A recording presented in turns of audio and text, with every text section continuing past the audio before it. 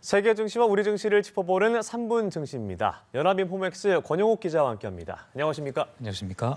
네, 먼저 지난주 미국 증시 정리해 주시죠. 네, 현지 시각으로 지난주 금요일 뉴욕 증시는 연방준비제도의 금리 인하 기대를 재조정하는 가운데서도 기술주 강세에 올랐습니다. S&P 500 지수는 2년 전에 기록한 역대 최고치를 뛰어넘으며 사상 최고가를 기록했는데요. 마감 가격을 살펴보면 다우지수는 전장보다 1.05%, S&P 500 지수는 전장 대비 1.23% 각각 상승했고요.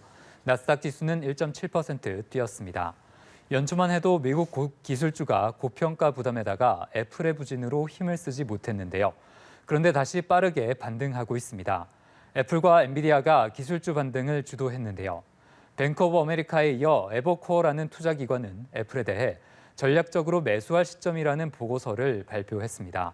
애플 주가가 단기간에 급등할 여지가 있다는 의미인데요. 이런 보고서 내용에 애플 주가는 1% 넘게 올랐습니다. 엔비디아는 AI 열풍과 반도체 업황 개선에 대한 기대로 4% 넘게 주가가 상승했는데요.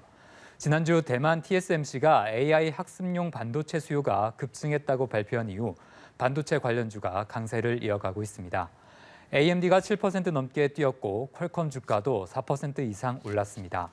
뉴욕 증시는 이렇게 AI와 반도체 중심으로 기술주가 크게 뛰자 주요 3대 지수가 모두 큰 폭으로 올랐습니다. 네, 미국 증시 이렇게 훈풍이 불고 있는데 연방준비제도의 금리 인하 기대는 점점 후퇴하고 있다고요. 네, 그렇습니다. 조기 금리 인하에 대해 부정적인 당국자들의 발언이 이어졌는데요. 샌프란시스코 연방준비은행의 메리 데일리 총재는 인터뷰를 통해 인플레이션에 대해 할 일이 남아 있다며 금리 인하가 곧 다가올 것이라는 생각은 시기상조라고 말했습니다. 시카고 연은의 오스탄 굴스비 총재는 지표의 중요성을 강조하기도 했는데요.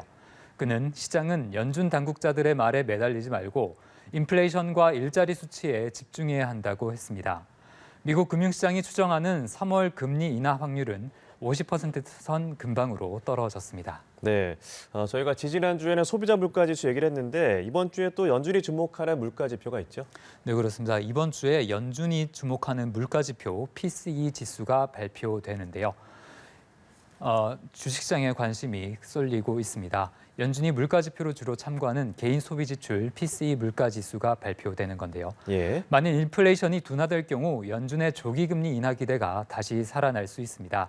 반대로 인플레이션이 다시 오를 경우에는 최근 증시 강세에 제동을 걸 수 있다는 우려가 나오고 있는데요. 또 이번 주에는 미국의 작년 4분기 GDP 지표도 나옵니다.